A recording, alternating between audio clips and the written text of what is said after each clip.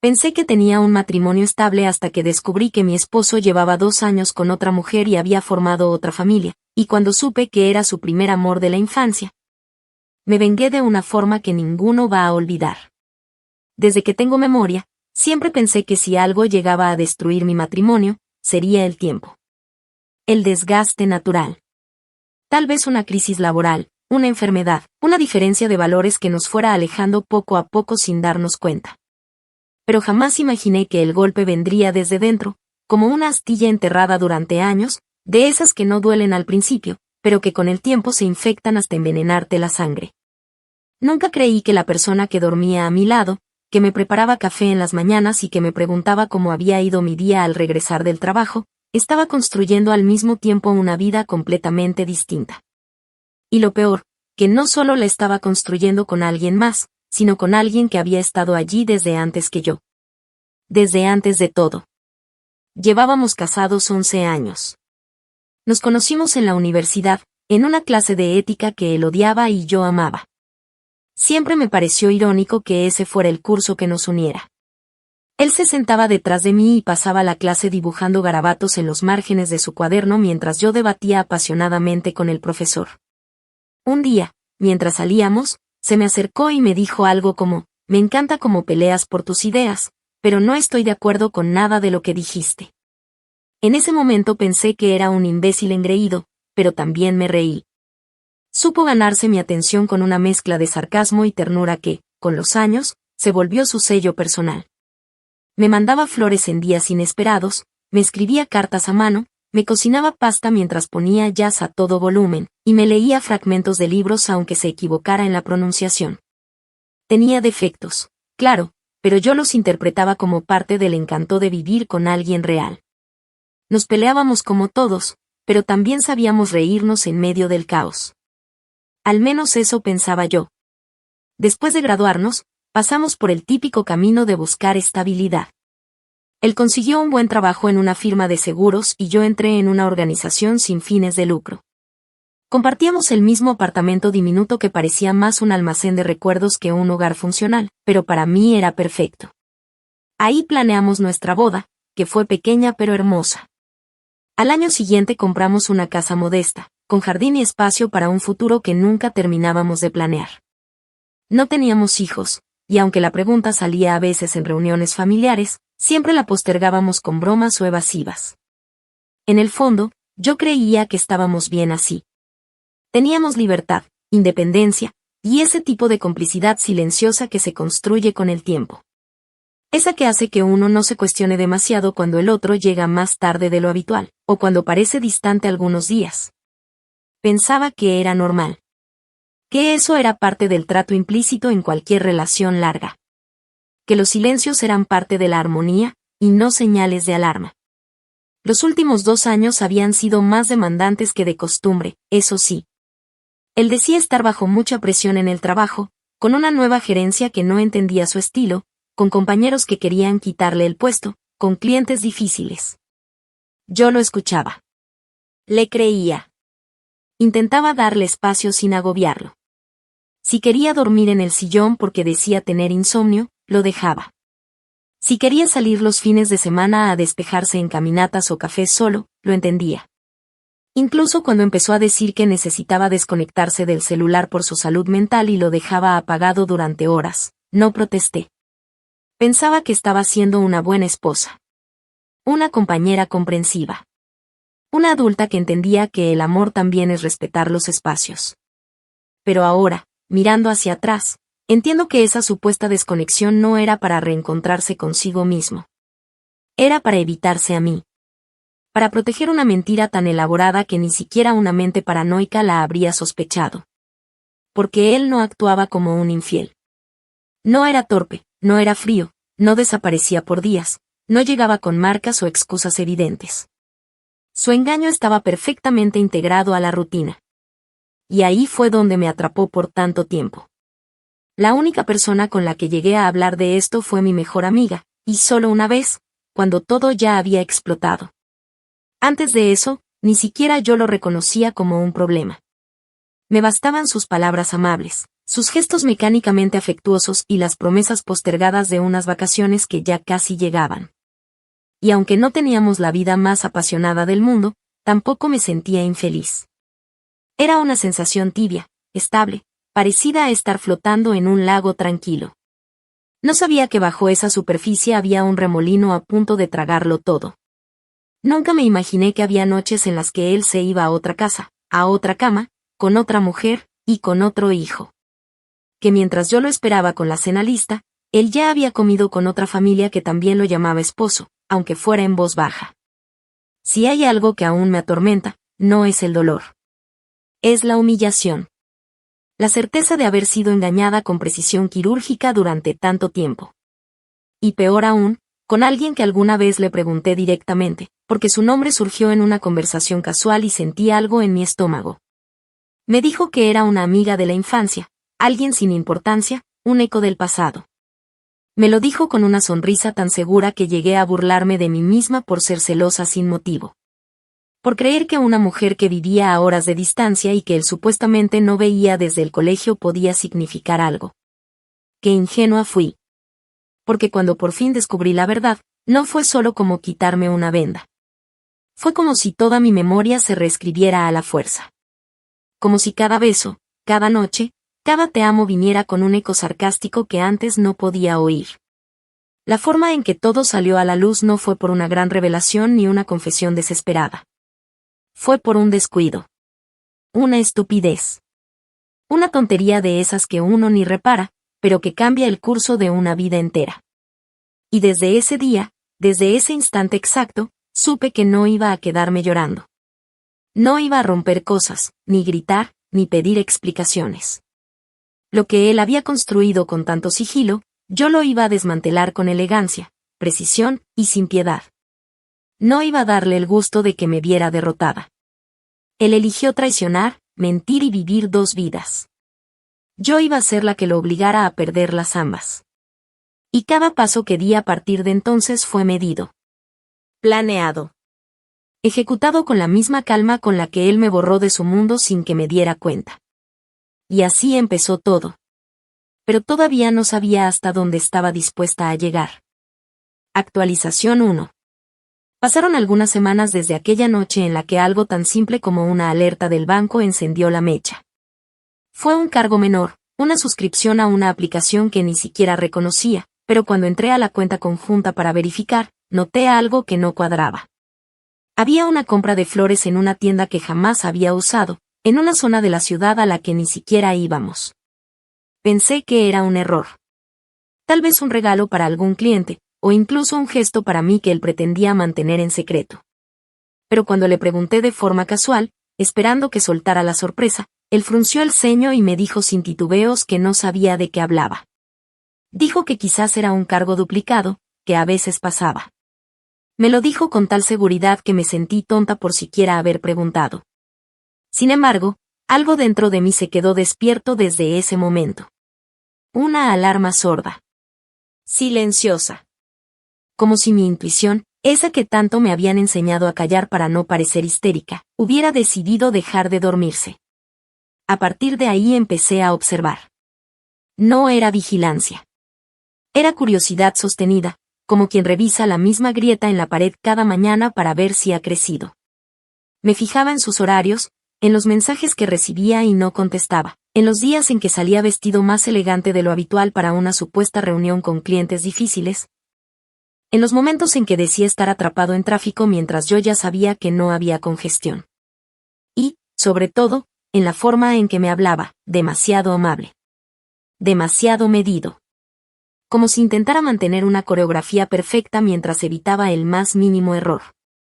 Pero los errores no se pueden evitar para siempre. Especialmente cuando uno empieza a mirar con atención. Una noche, después de que se quedó dormido en el sofá, con el celular bajo su almohada, como si se tratara de un secreto que necesitara protección física, lo tomé. Nunca había hecho eso. Siempre pensé que revisar el celular de tu pareja era el inicio del fin, un acto desesperado que hablaba más de ti que de la otra persona. Pero esa noche, con los dedos temblando, lo desbloqueé. No encontré conversaciones comprometedoras. Nada directo. Lo que encontré fue otra cosa. Una aplicación de mapas con direcciones guardadas. Lugares que no conocía. Ubicaciones marcadas como favoritas. Lo más perturbador, un gimnasio ubicado a casi 1 hora de nuestra casa, al que supuestamente iba 3 veces por semana.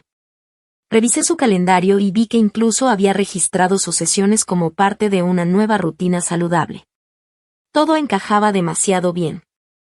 Y, al mismo tiempo, todo comenzaba a oler a podrido. Al día siguiente me armé de valor y fui al lugar. Me vestí como cualquier otra mujer que va a hacer una consulta de membresía y pregunté directamente por él. La recepcionista no lo reconoció. Revisó el sistema y me dijo que el nombre no aparecía en su base de datos. Le agradecí con una sonrisa que no sentía en la cara, y me fui al estacionamiento con el estómago vacío, sintiendo una mezcla de vértigo y furia contenida. Sabía que tenía que encontrar más. Saber más. No bastaba con sospechar. Necesitaba pruebas. A partir de ese momento dejé de ser su esposa y me convertí en su sombra. Instalé una aplicación que me permitía rastrear el GPS de su auto desde mi teléfono, una medida que parecía extrema, pero que en ese punto se sentía como una cuestión de supervivencia emocional. Durante días lo observé salir del trabajo y tomar rutas que no coincidían con las que me decía. Lo vi detenerse en cafés que no conocíamos, en vecindarios que nunca habíamos visitado juntos. Lo vi estacionarse frente a una casa que no era nuestra, apagar el auto, bajar con bolsas del supermercado y tocar la puerta como si estuviera en su hogar. Lo vi ser recibido por una mujer que salió en bata, lo abrazó con familiaridad, y luego se giró para entrar sin cerrar la puerta. Él entró detrás de ella. No volvió a salir en horas. La primera vez que presencié eso no lloré. Ni grité. Ni me fui. Me quedé en el auto, con los puños tan apretados que las uñas se me marcaron en la palma, respirando como si hubiera corrido una maratón. Esa noche no lo confronté. Tampoco la siguiente. Esperé. Observé. Volví a esa casa 3 veces más y en cada una, el guión fue el mismo. Él llegaba con una sonrisa que yo no había visto en años, ella lo recibía con una familiaridad que no se finge. Había algo más profundo ahí que una aventura. Era cotidiano. Era parte de su vida. La otra parte que me había ocultado con tanto cuidado. Lo que hizo que todo adquiriera otra dimensión fue una tarde en la que, después de verlo entrar, me quedé esperando por puro instinto. A los pocos minutos, un niño pequeño salió corriendo al porche gritando «papá». Ella lo siguió, lo levantó y dijo algo mientras ambos se reían. Él salió un instante después y lo abrazó. No era solo una amante. Era una madre. Y él, un padre. Tenía otra familia. No solo me había sido infiel. Había construido un hogar paralelo con otra mujer, con otro hijo.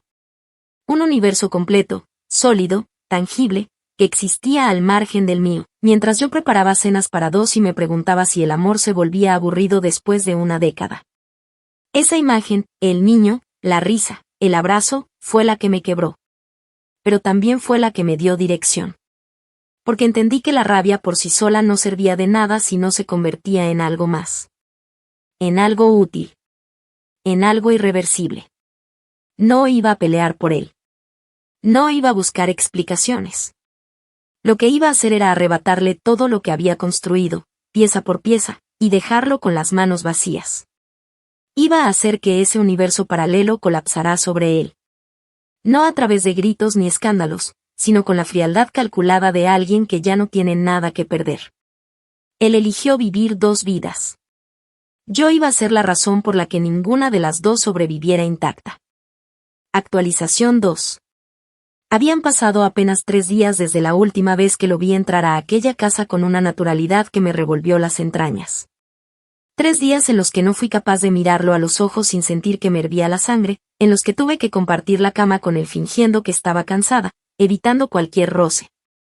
Cualquier conversación que pudiera traicionar el abismo que ya se había abierto entre nosotros.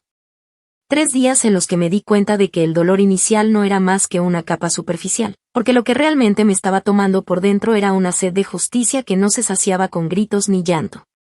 La imagen del niño abrazándolo, llamándolo papá, Seguía repitiéndose en mi mente como una grabación torcida.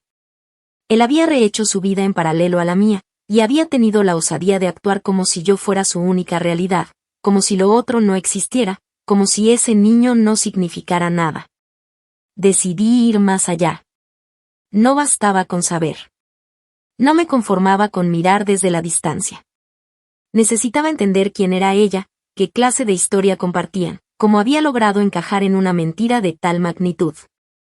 Así que volví a la casa, esta vez en plena mañana, cuando sabía que él estaría en la oficina, fingiendo que vendía pólizas mientras probablemente recibía mensajes de ambas mujeres. Me estacioné unas casas más abajo, camuflaba tras unas gafas oscuras y el vidrio entintado del auto. Observé con paciencia durante casi una hora, y cuando vi que ella salió al porche con el niño, lo cargó para meterlo en el carro y luego volvió a entrar, supe que ese era el momento. Bajé del auto, me acerqué a la puerta y toqué con firmeza, sintiendo cada latido en las yemas de los dedos. Fue ella quien abrió. No me reconoció. Me miró como quien intenta ubicar un rostro conocido en un supermercado. Me presenté con un nombre falso y le dije que estaba haciendo una encuesta para una organización comunitaria del vecindario. Ella se mostró amable, incluso dulce, con esa calidez ingenua que solo las personas seguras de su estabilidad pueden permitirse. Mientras hablábamos, observé cada detalle de la casa. Las fotos en la repisa mostraban a mi esposo abrazándola por la espalda, sosteniéndola en la playa, cargando al niño en una piscina. En todas tenía esa expresión suave, relajada, esa que ya no mostraba conmigo desde hacía años. Fingí rellenar un formulario, pero estaba grabando todo. Las paredes, los rostros, las voces, las fechas. Cuando le pregunté cuántos años tenía su hijo, ella respondió con una sonrisa orgullosa que acababa de cumplir 3, y que su papá le había regalado una bicicleta roja. Su papá. Mi esposo. Esa fue la pieza que me faltaba. No solo me engañaba emocionalmente. No solo desvió recursos y mentiras. Él había tenido un hijo mientras seguía casado conmigo. Y no me refiero a un desliz, a una aventura de una noche que terminó en embarazo. Hablo de una decisión sostenida. De haber acompañado a esa mujer durante el proceso, de haber estado en el parto, de haber sostenido a ese niño por primera vez mientras aún dormía en mi cama y me besaba la frente cada mañana. El asco que sentí no tiene nombre. No era por el niño, que claramente no tenía la culpa de nada, sino por la dimensión del engaño. Por la naturalidad con la que ese hombre había dividido su existencia sin pestañear, jugando a ser dos personas con dos biografías separadas, sin intención de renunciar a ninguna. Salí de esa casa sintiéndome como una bomba con el contador activado. Ya no podía contenerlo más. Volví a la mía, abrí la computadora y pasé toda la noche recolectando cada prueba posible. Ingresé a su correo desde una sesión que alguna vez había dejado guardada en mi portátil, leí sus correos laborales y personales, capturé imágenes de mensajes donde transfería dinero a una cuenta desconocida. Más tarde descubriría que era una cuenta conjunta con ella, y guardé registros de conversaciones con un abogado donde hablaban de comprar un terreno al norte del estado. Él planeaba mudarse con ella. No se trataba de una relación casual. Era una transición. Estaba preparando su salida, solo que no había encontrado aún cómo deshacerse de mí sin mancharse las manos. Lo irónico es que yo ya había pasado esa etapa en la que una mujer ruega por amor. No quería recuperarlo. No quería entenderlo. Quería aplastarlo. Quería que cada mentira que había sostenido se le volviera en contra con la misma precisión con la que él la construyó. Me comuniqué con un abogado especializado en divorcios de alto conflicto. No le conté todo de una vez. Solo le entregué parte de los documentos, asegurándome de que entendiera que mi intención no era una separación amistosa. Le dije, con un tono tan seco que hasta yo me sorprendí, que quería dejarlo sin casa, sin reputación y sin estabilidad financiera. El abogado, un hombre de unos 50 y tantos, me miró por encima de las gafas y me dijo que si tenía pruebas de infidelidad y de uso indebido de fondos del hogar, tenía un caso sólido. Me explicó que los tribunales no miraban la moral, pero sí el dinero. Que si podía demostrar que él había usado nuestros recursos conjuntos para mantener a otra familia, podía demandarlo por fraude conyugal. Le respondí que no solo podía demostrarlo, sino que ya tenía todo listo para cuando llegara el momento. Volví a casa esa noche con una serenidad casi peligrosa. Mientras él me saludaba con un beso y me contaba, con fingido cansancio, que había sido un día largo en la oficina, yo lo escuchaba como quien escucha una obra de teatro mal actuada. Me dijo que el fin de semana podríamos ir a cenar, que quería que reconectáramos. Sonreí.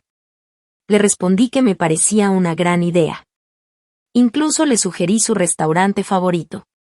Me miró con un brillo en los ojos, tal vez sintiendo que aún me tenía bajo control, que su actuación era suficiente para sostenerlo todo. No tenía idea de que yo ya había vaciado la cuenta conjunta esa misma tarde, que había vendido parte de mis acciones de la empresa familiar que él creía que yo no tocaba. Que había contratado a un investigador privado para que lo siguiera durante las siguientes semanas. Cada paso que él daba, yo ya lo tenía anticipado. Y no porque fuera una mujer desconfiada, sino porque me había vuelto precisa. Letal. Fría. Y ahora, finalmente, libre de dudas.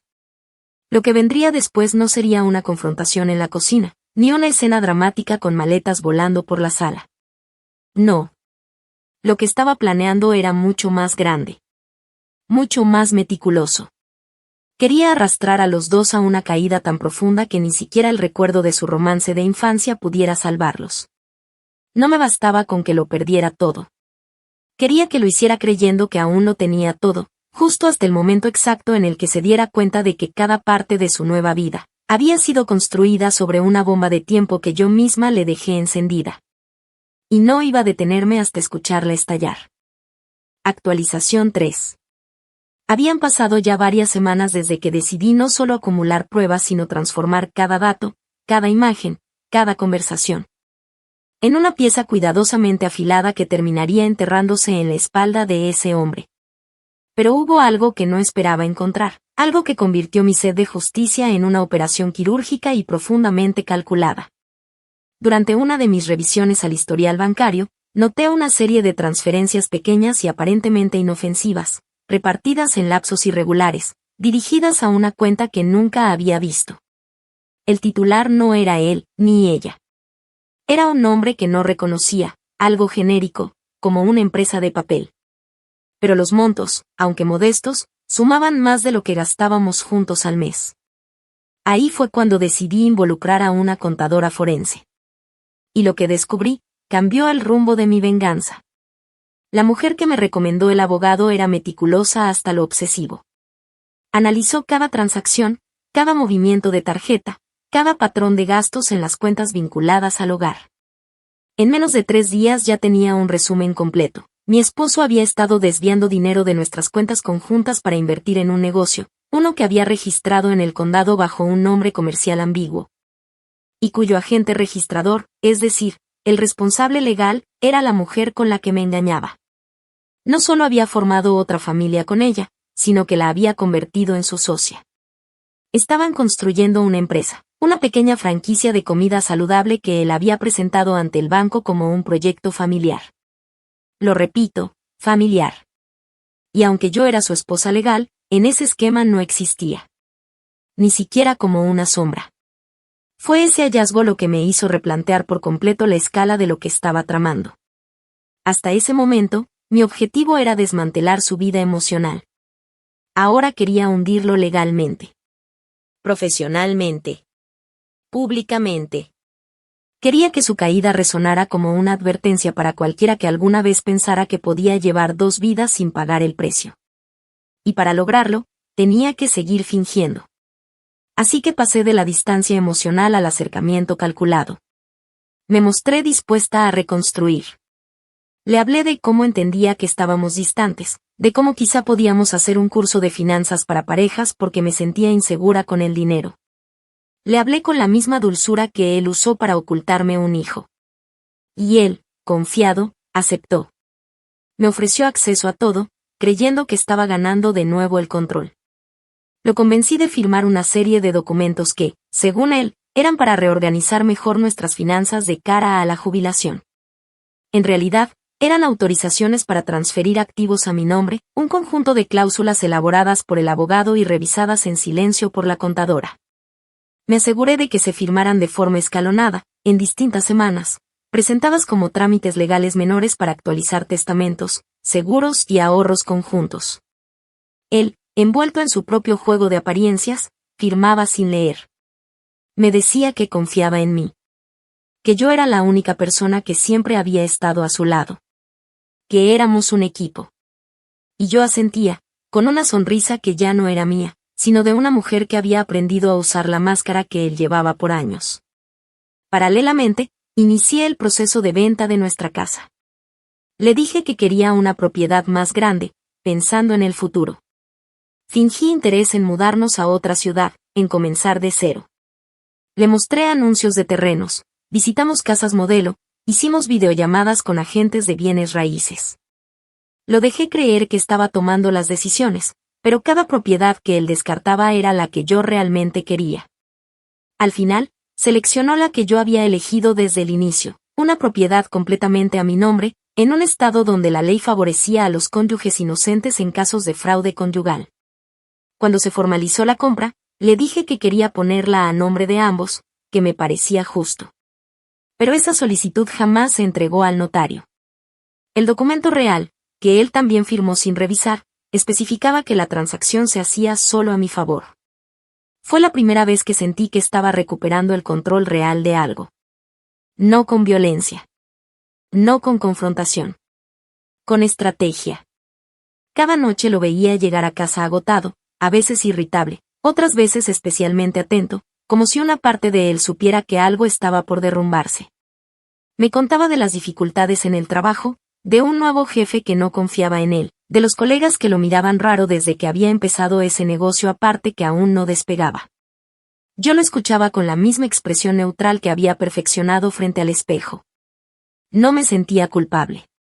En absoluto. Porque lo que él estaba viviendo era apenas el principio. Lo que yo tenía planeado para él y su amante no era solo un golpe emocional o financiero. Era un proceso cuidadosamente diseñado para quitarles todas sus certezas. Lo último que hice, antes de dar el siguiente paso, fue hablar con un conocido en la oficina de impuestos. Le mostré los movimientos financieros del supuesto negocio y las pruebas de que los fondos habían sido obtenidos de una cuenta conjunta sin consentimiento. Me dijo que lo que había ahí era potencialmente clasificable como evasión fiscal, y que si quería, podía iniciar un proceso de auditoría contra la empresa. Le pedí tiempo. Le dije que necesitaba unos días más para cerrar algunas piezas. Él entendió. Me dijo que, cuando estuviera lista, haría que la investigación comenzara sin siquiera necesidad de que yo apareciera como denunciante directa. Fue en ese momento que comprendí que había pasado de víctima a arquitecta de su ruina. Ya no me movía el dolor. Me movía la precisión. Él no solo me quitó años de mi vida, me los robó para construir otra. Y ahora, le estaba devolviendo cada segundo, pero multiplicado por el desastre que él mismo había sembrado. Ya no se trataba de una mujer traicionada. Se trataba de una mujer que se había vuelto la peor pesadilla de un hombre que pensó que podía tenerlo todo, sin perder nada.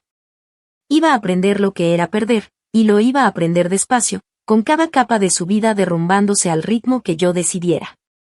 Y apenas estaba empezando. Actualización 4. Había llegado el momento de que todo lo que había preparado, hasta el último detalle, comenzara a moverse como un reloj suizo. Ya no bastaba con saber que tenía el control legal y financiero de todo lo que él creía suyo. Ahora necesitaba que su caída ocurriera frente a los ojos que más le importaban. Su familia, sus amigos, sus colegas, su entorno completo. Gente que él mismo había manipulado para conservar su imagen de esposo ejemplar, hombre de negocios íntegro, figura admirada en reuniones y cenas formales. Era hora de demoler esa fachada pública, no con una explosión, sino con una demolición perfectamente coreografiada. No quería escándalos baratos ni discusiones en la cocina. Quería algo inolvidable.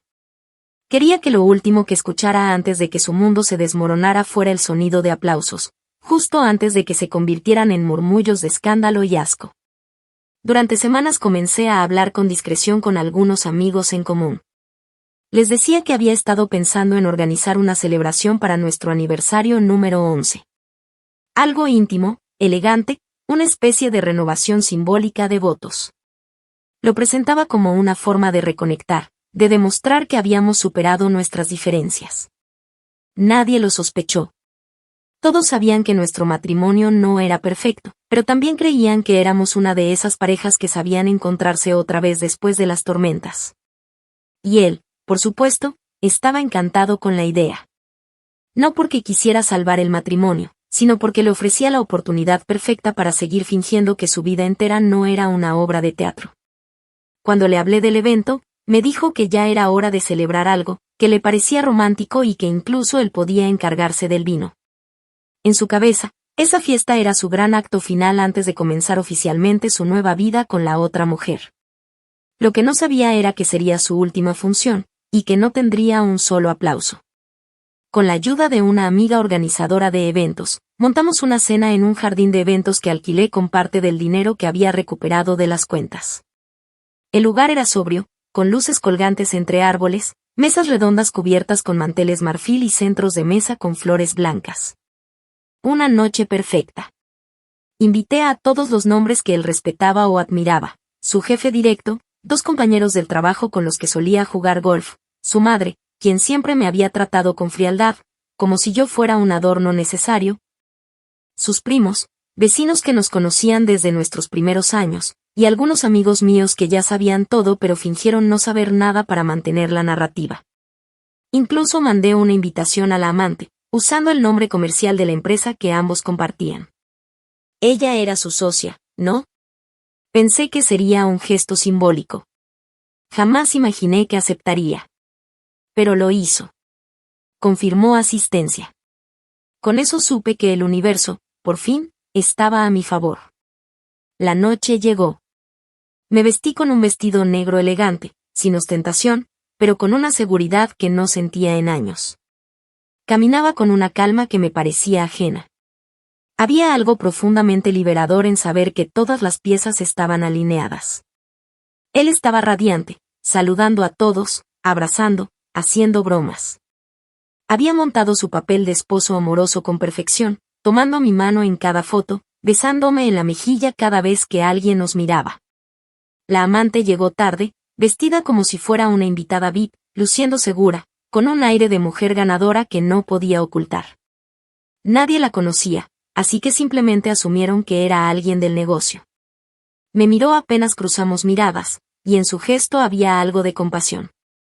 Como si creyera que yo no sabía nada. Como si se sintiera superior por estar en la misma fiesta que la esposa a la que su amante aún no había dejado. Fue en ese momento cuando supe que no me iba a temblar ni un solo músculo en el rostro.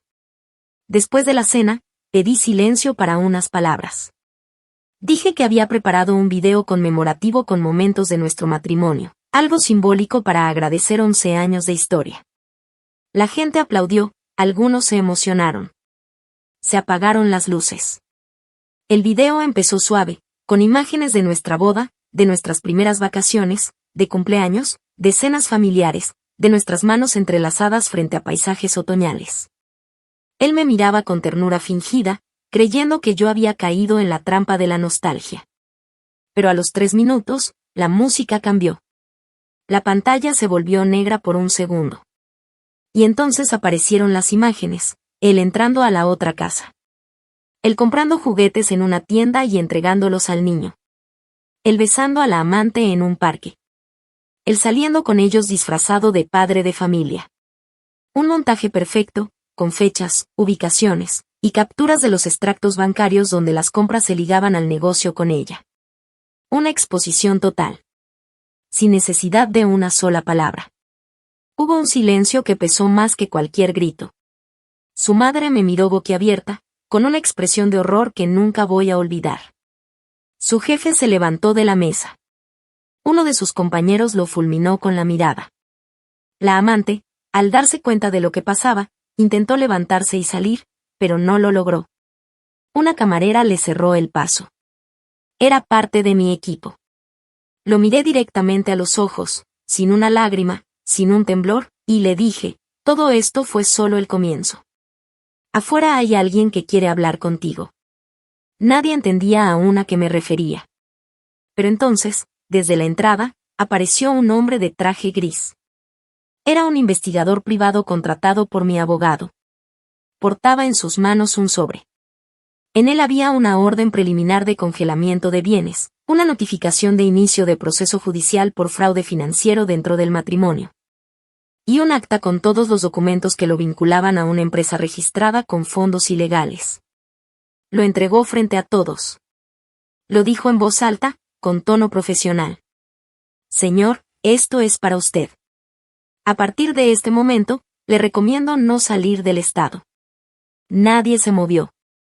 Nadie habló. Solo él, con las manos temblorosas, intentó decir algo, pero lo único que logró fue balbucear mi nombre.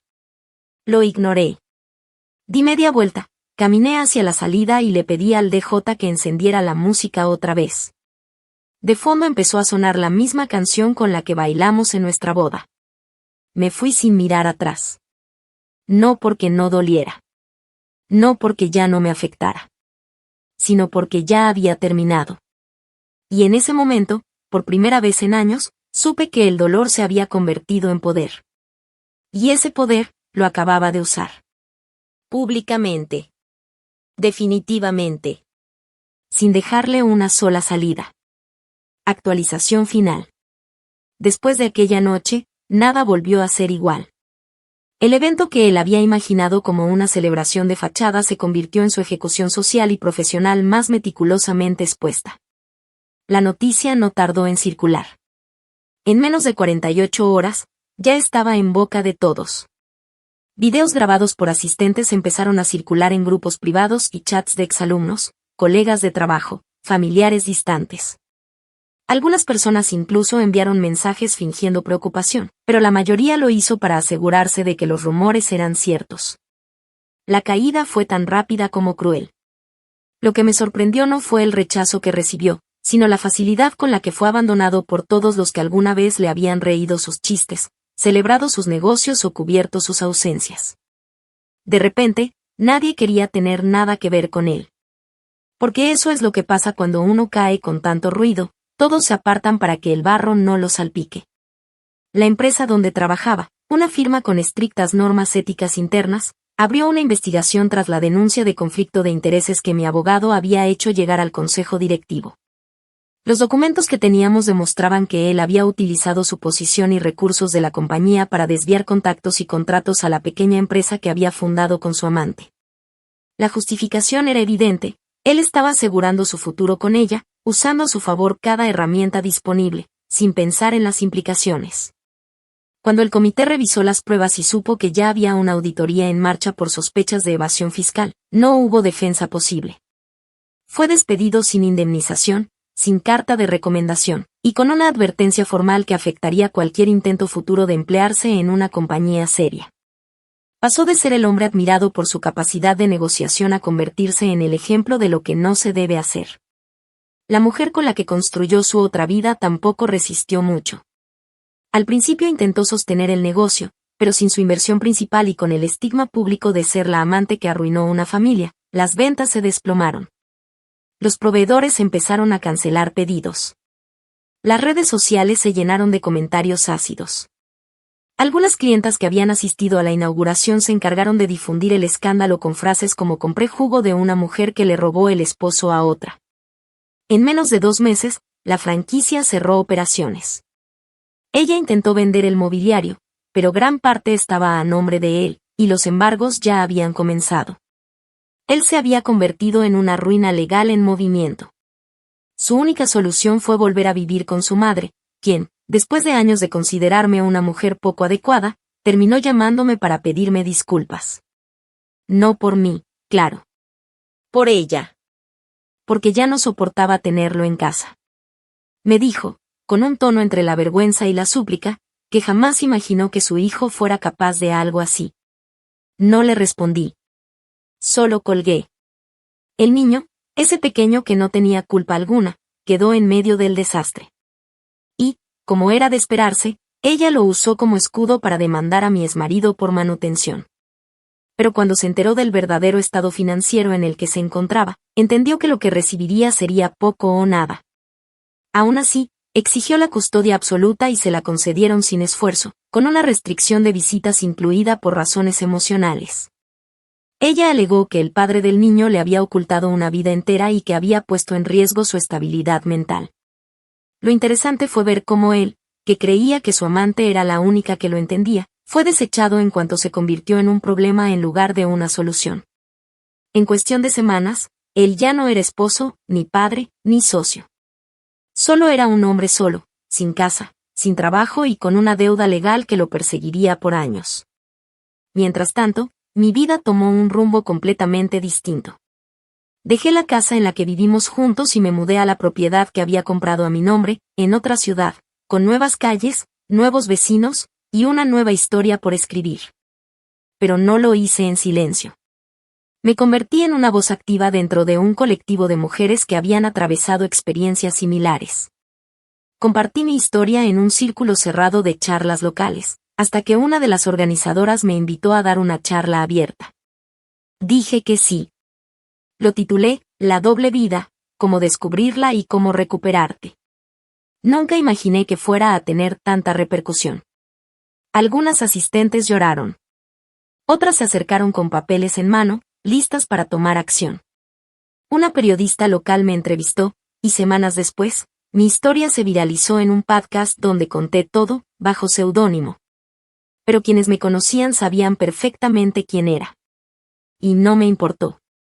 Más tarde fui contactada por una organización nacional que apoya a mujeres en procesos de divorcio por engaños financieros y doble vida. Acepté trabajar con ellas como voluntaria primero, y luego como consultora. Mi caso se convirtió en material de análisis legal por la forma en que logré estructurar mi venganza sin romper la ley, usando herramientas civiles, estratégicas y psicológicas. Me habían querido hacer sentir débil por ser una mujer muy confiada, pero terminé demostrando que la confianza no es debilidad. Es una virtud, hasta que te la rompen. Y cuando eso pasa, no hay fuerza más peligrosa que la de una mujer que ha decidido dejar de dudar de su intuición. No volví a tener contacto con él. No contesté sus correos, ni sus mensajes, ni las llamadas desesperadas que empezaron a llegar cuando ya lo había perdido todo. Me dijeron que se inscribió en un programa de reinserción laboral para adultos mayores de 40 que han quedado en desempleo crónico. Que había intentado trabajar en ventas independientes, pero que en cada entrevista su historial aparecía como una mancha imborrable. Y que vivía en una habitación alquilada, vendiendo su auto para pagar deudas, mientras esperaba un milagro que jamás iba a llegar. Lo curioso es que nunca me pidió perdón. Ni siquiera en los mensajes. Lo que pedía era una segunda oportunidad, un poco de compasión, una salida de todo esto. Pero lo único que yo tenía para él era la certeza de que todo lo que estaba viviendo era exactamente lo que construyó. Y que cada piedra que ahora lo sepultaba, la puso él mismo. No me arrepiento de nada. Porque no fue una venganza impulsiva. Fue una justicia milimétrica. Porque en un mundo donde tantas mujeres se tragan el dolor para no incomodar, yo decidí devolver cada herida convertida en acción. Y porque aprendí, a la fuerza, que hay traiciones que no se perdonan, no porque uno sea rencoroso, sino porque perdonar a veces es permitir que el daño se repita. Y yo, no iba a permitirlo nunca más.